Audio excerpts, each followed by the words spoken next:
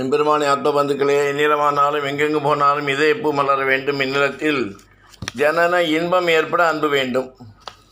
அந்நிலமே பொன்னிலமாம் அவன் இல்லா நிலமெங்கே, என் நிலைமை பரமவாசல் உன் நினைவு பூர்த்தி இங்கே என்று சொல்லக்கூடிய விதத்தில் நம்முடைய தேசம் திகழ்கிறது. நாமும் பாரத தேசத்தில் பிறந்தோம், தமிழ்நாட்டில் பிறந்தோம் என்று பெருமையுடன் சொல்லக்கூடிய அளவுக்கு நாம் வாழ்ந்து கொண்டிருக்கிறோம். தமிழகத்தின் தனிமை ஆகப்போகும் உறவு முறைகள், அண்ணன் தம்பி, அக்கா தங்கை, சின்னண்ணன் பெரிய அண்ணன், சின்ன அக்கா பெரிய அக்கா, சித்தப்பா பெரியப்பா, அத்தை மாமா, மச்சான் மச்சினி, அண்ணி கொழுந்தனார், நாத்தனார் தாய்மாமன், சித்தப்பா பையன், சித்தப்பா பொண்ணு, பெரியப்பா பையன், பெரியப்பா பொண்ணு, அத்தை பையன், அத்தை பொண்ணு, மாமன் பொண்ணு, மாமன் பையன், இது போன்ற வார்த்தைகள் எல்லாம் 2050ஆம் ஆண்டுக்குள் மேல் யாருடைய காதிலும் பாசத்தோடு விழாது. யாரும் கூப்பிட மாட்டார்கள். அகராதில் இருந்தே கூட கொஞ்சம் கொஞ்சமாக அழிந்துவிடும். காரணம் என்ன? ஒன்றே ஒன்று கண்ணே கண்ணு என்று ஒரே ஒரு குழந்தை மட்டும் போதும் என்று முடிவெடுக்க ஆரம்பித்ததுதான் இதற்கு காரணம். அப்படி இருக்கும்போது இந்த உறவுகள் எல்லாம் எப்படி வரும்? பெண்கள் வயதுக்கு வந்ததும் சீர்வரிசை செய்யவோ, பந்தல் போடவோ, முதல் புடவை எடுத்து தரவோ எந்த தாய் மாமனும் இருக்க போவதில்லை. திருமணத்தின் போது அரசாணைக்கால் நட எந்த அண்ணனும் இருக்க போவதில்லை. மாப்பிள்ளைக்கு மோதிரம் போட எந்த தம்பியும் இருக்க போவதில்லை. குழந்தைக்கு மொட்டை போட யார் மடியில் உட்கார வைப்பார்கள்? கட்டி கொடுத்த பெண்ணனுக்கு ஏதாவது பிரச்சனை என்றால் அண்ணனும் தம்பியும் பறந்து செல்வார்கள். இனி யார் போவார்கள்?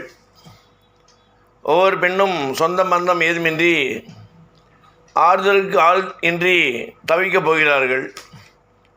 ஒவ்வொரு ஆணும் தன் கஷ்டங்களில் பங்கு கொள்ள அண்ணன் தம்பி யாருமின்றி அவதிப்படப் போகிறார்கள். அப்பா அம்மாவை தவிர எந்த உறவும் இருக்க போவதில்லை. அந்த ஒரு குழந்தையும் வெளியிருக்க இல்லை.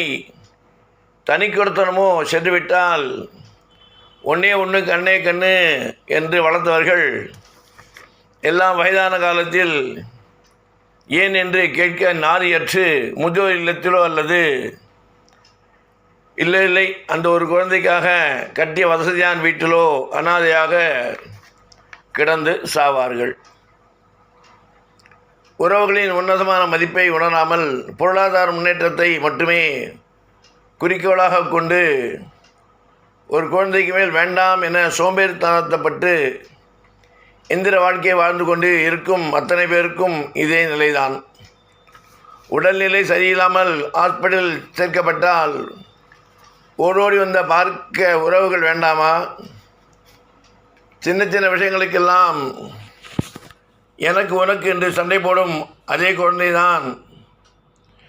குழந்தைகள் தானே வயதான காலத்தில் அப்பா அம்மாவுக்கு ஏதாவது ஒன்று என்றால் நான் நீ என்று ஓடி வருவார்கள். கணவன் குடும்பம் குழந்தை என்று உயிரை விட்ட பெண்கள் கூட பெற்றோருக்கு ஒன்று என்றால் அத்தனையும் மறந்துவிடும். முதலில் வந்து நிற்பார்கள். கணவன் குடும்பம் குழந்தை என்று உயிரை விட்ட பெண்கள் கூட பெற்றோருக்கு என்று அத்தனையும் மறந்துவிட்டு ஓடி வந்து முதலில் நிற்பார்கள். ஒரே ஒரு முறை உங்கள் கடைசி காலத்தை நினைத்து பாருங்கள். பணமில்லாத ஒருவனை அனாதை என்று யாரும் சொல்வதில்லை. ஆனால் உறவுகள் இல்லாத ஒருவன் எத்தனை கோடி வைத்திருந்தாலும் அனாதையத்தான் இருப்பான் என்பதை யாரும் மறந்து விடக்கூடாது, மறுக்கவும் முடியாது. கார் பங்களா வசதி வாய்ப்புகளுடன் ஒன்றே ஒன்று கண்ணே கண்ணு என்ற பெயரில் உறவுகள் அற்ற ஒரு அனாதையாக வளர்ப்பதற்கும் வயதான காலத்தில் நாதியற்று சாவதற்குமா இவ்வளவு பாடுபட்டு ஓடோடி சம்பாதிக்கிறீர்கள்? ரத்தம் ஏற்றுக்கொள்ளும் உறவு முறையில் திருமணம் செய்யுங்கள்.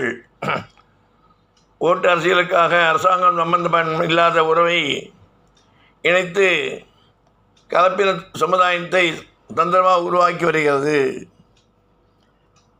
மக்கள் மாறினால் இனி நீங்கள் உலர்ந்து போன உபயோகமற்ற இத்துப்பான தனிமரம்தான்.